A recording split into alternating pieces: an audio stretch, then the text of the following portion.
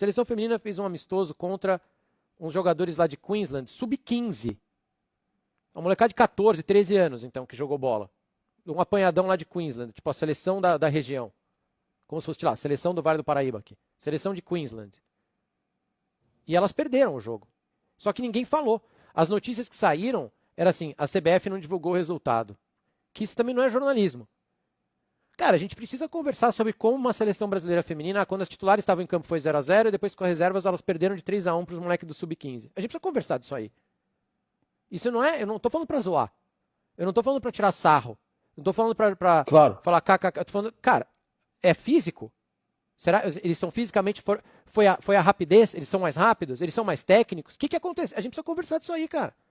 Se a gente quer melhorar o futebol feminino no Brasil, a gente precisa entender por que elas perderam, mesmo o time reserva. A seleção brasileira perdeu pro Sub-15 de Queensland, cara. E a gente não conversou. E a gente ignora o assunto. E varrem o assunto pra baixo do tapete e ninguém fala. Pô, cara, não é possível. Imagina essa seleção masculina perde pro Sub-15. Imagina se a seleção masculina pega o Sub-17 do Fluminense e perde. O escândalo que ia ser. O quanto a gente ia cobrar. A gente tem que cobrar. Cobrar pra melhorar. Falar, mas não pode cobrar porque é difícil, porque o investimento tudo bem, mas isso a gente tá falando da bola. Perderam pro Sub-15, cara.